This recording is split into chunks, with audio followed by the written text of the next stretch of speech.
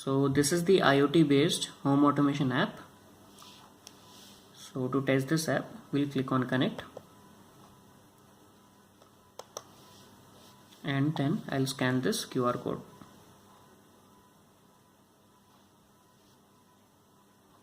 So this app will open on my mobile phone. This is my cloud, ThinkSpeak, and on this cloud I'm transferring data 0 or 1. 0 stands for light off and 1 stands for light on. We'll control this on our hardware. So if I tap on, then the latest data will be updated to 1. It takes around 15 seconds to get updated, and you must have at least 10 seconds gap between two consecutive inputs. So you can see, and when I tap on off,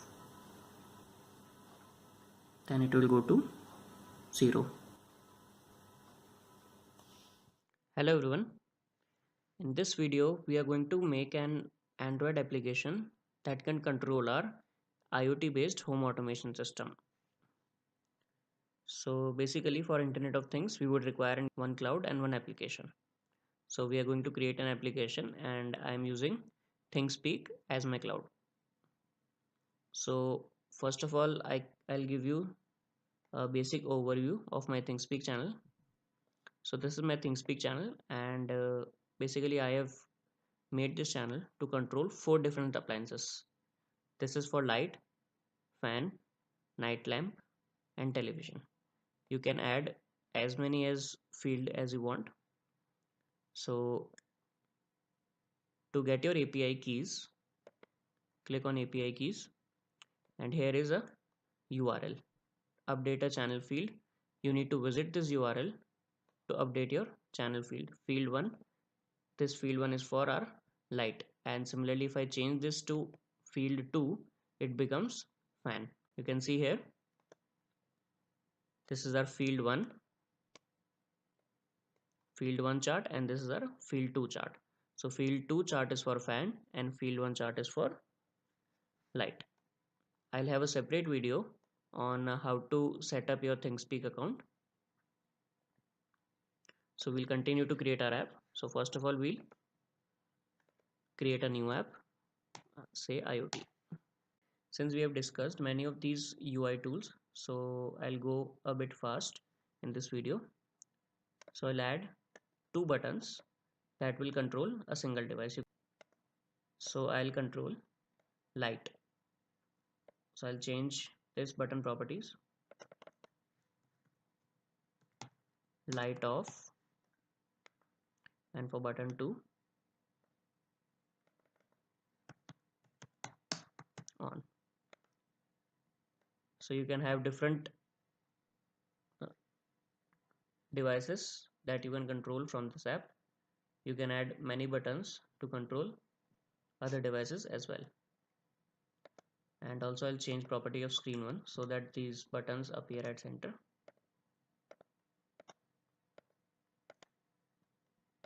So I think that's complete our UI.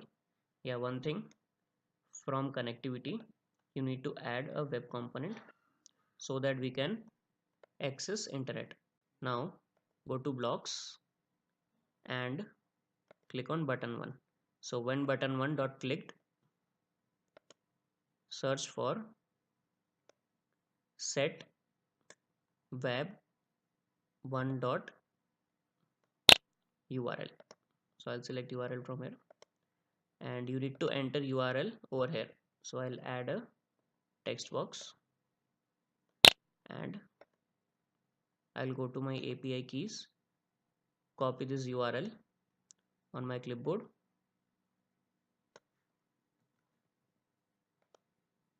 So since it is already field 1, we need not change it. If you are adding other devices, you need to change this. For example, if you are adding fan, you need to change this field 1 to field 2 because our fan has been controlled by field 2 chart. So in this, to control these devices, we are going to use basic binary numbers. 0 means off and 1 means on. And again, go to web and call web1.get. And same thing we'll do for button 2, but only thing we'll change is this data. So in this app, when we tap on button 1, that is light off, data 0 will be transferred to this chart, and when we tap on light on, data 1 will be transferred. So we need to construct a hardware as well. So I'll have a different video on how to construct this IoT based hardware, and that hardware will continuously monitor this chart, and if it gets 0, the latest value is 0, then it will turn off your light, and if the latest value is 1, it will turn on your light. If you like this video, please hit the like button and don't forget to subscribe. Thank you.